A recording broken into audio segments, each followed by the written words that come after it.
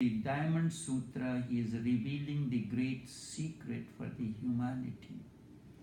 Enlightenment is a natural happening. If you do not hinder, it is bound to happen. It is not that you have to achieve it at all, or all you can do is hinder it. You go on hindering it in 1,001 ways.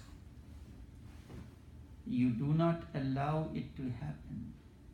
When it starts happening, you become frightened. When it takes possession of you, you shrink back and withdraw. You come back in your tiny cell of ego. How can I accept another master? I am already connected to one. But you can appreciate. You can be in the company. Master is not a person. If you consider Master as a person, you are erroneous. You have not understood this state. Master is a state of awakening. When that awakening has come to you, you have become a master. Master is a state of awareness. Never ask who is the master. Instead ask what is a master. When your question is wrong, who is a master, you enter into the realm of ego, personality. When you ask what is a master, you are entering into a methodology. Master is a state of awareness. Master is a state of awakening. Once that state begins to manifest through one, that person have attained the state of masterhood. And ultimately there is no many masters. The only master is the existence. The light is the master, and when this light manifests through you, you are reflecting that light of the sun. The moon, the stars, they are reflecting the light of the sun. Sun is the ultimate source of life, ultimate source of light, and everything else becomes alive when sun rises. Enlightenment is a natural happening. If you do not hinder, it is bound to happen. When it starts happening, you become frightened. When it takes possession of you, you cannot give that much possession. You shrink back and withdraw. You come back in your tiny cell of ego. There you feel protected, defended and secure. And once again you lose the opportunity of being enlightened. You do not know when the next chance comes. You are standing in the queue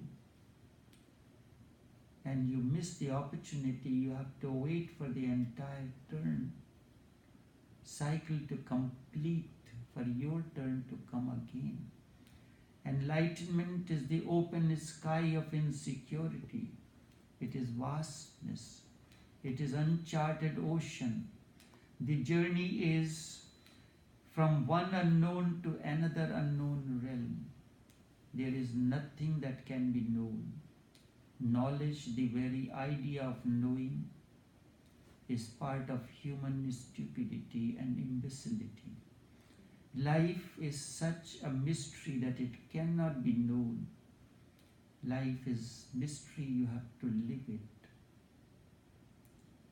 And if it cannot be known, can it be taught? And if it cannot be taught, what is the point of being a master and disciple? The master and disciple is a drama, is a game. Play it as beautiful as possible. To you, it is a reality. I know. To a master, it is a drama. From your side, it is a great reality. From the side of the master, it is a game. One day you will understand that it is a game. The seed is already a flower. So there is nothing that I can do to it. Yet still the whole episode takes place from the time the seed is brought from the shelf and until it blossoms. You are taking care that it does not go into its own narrow shell. It does not begin to shrink.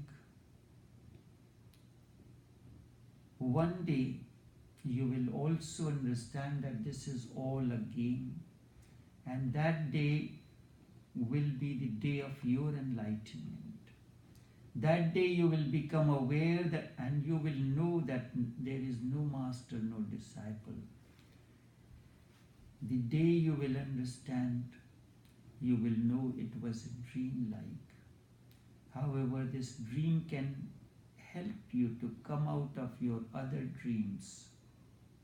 So only one dream remains. It is like a thorn which can help to pull out your thorn from the flesh. A thorn has pricked you. Now how are you going to take it out? You can use another thorn to take it out. Dipankar was simply saying to Gautam, when he touched his feet, that this is just a game. You touch my feet and I touch your feet. It makes no difference. We are all enlightened. We are all gods. Not that I am God and you are not. All is divine. The tree is God. So are the animals. So is everything, even rocks. But the level of consciousness differs in each, the plants, the rocks, and God is asleep in the rocks. He has become a little alert in the plants, a little more alert in animals, a little more alert in you. In a Buddha, he has come perfectly to absolute alertness. The level of awakening, the level of alertness has reached its pinnacle in a Buddha. This difference is not of quality, instead the difference is of quantity. You take a water from the ocean in a spoon. It does not mean that it does not have the quality of the ocean's water. It does, but the quantity is very small, a drop or a bucket or the whole ocean. And if you are this much aware, you can become that much aware too. He is asking, have I learned anything from Dipankar? Buddha asked Subhuti. There is nothing to learn. Truth is a given fact. Whatsoever you learn will be lies. Truth need not be learned. Truth has not to be invented, but only discovered. Better will it be to say that truth has only to be rediscovered. Indeed, everyone has to rediscover it deep within. And the word learning is dangerous. Learning implies accumulated information. The more you accumulate information, the deeper your reality goes into unconscious. You become burdened. Your head starts clamoring with knowledge. It becomes noisy. And then you cannot hear the still small voices that your heart continues to echo. The space that heart is begins to shrink. The silence of heart is lost in the noise of knowledge. That is why even the sinners achieve, and it is easier for them, but the scholars miss. The sinner can stumble, but the scholar cannot be humble. Sinner can be humble, but not the scholar. The sinner can cry and weep, but the scholar knows he is adamant in his knowledge. He is egoistic. In his knowledge, he cannot melt. He is not open. He is closed and even remains so. All his knowledge and doors are blocked by his knowledge. To come to truth means unlearning rather than learning. You have to unlearn all that you have known. The Zen tradition of Buddhism says you learn the art of archery, but you have learned.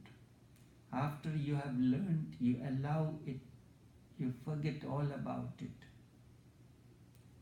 for maybe the same number of years.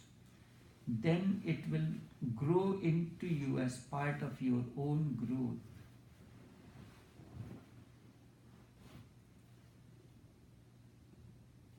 If you have learned cooking, you have interest. Each time you have to cook, you have to go into the recipe book, try to remember that. But when you have done it, you left it, allow it to become part of you, then you don't need to go into the recipe, you have to cook anything. You just go into yourself and you will be able to figure out the entire recipe once again. It surfaces from within you. It is not a learning but unlearning process. To unlearn is the way. If you can unbecome, then you can be capable of becoming once again.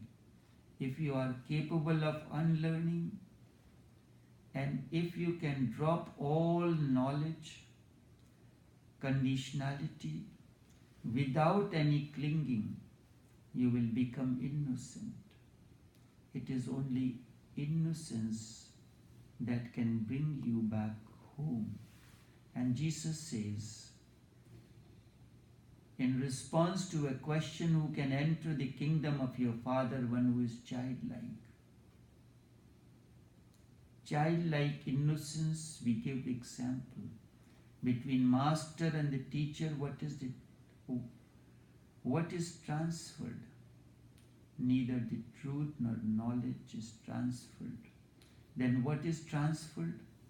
In fact, nothing is transferred between Dipankar and Gautam. In the presence of the master, something arises in the deepest core of the disciple. Not that it is transferred.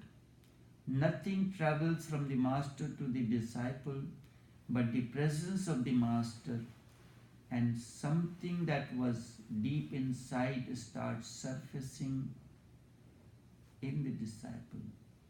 The presence of the master calls for the being of the disciple. The presence of the master calls forth the being of the disciple.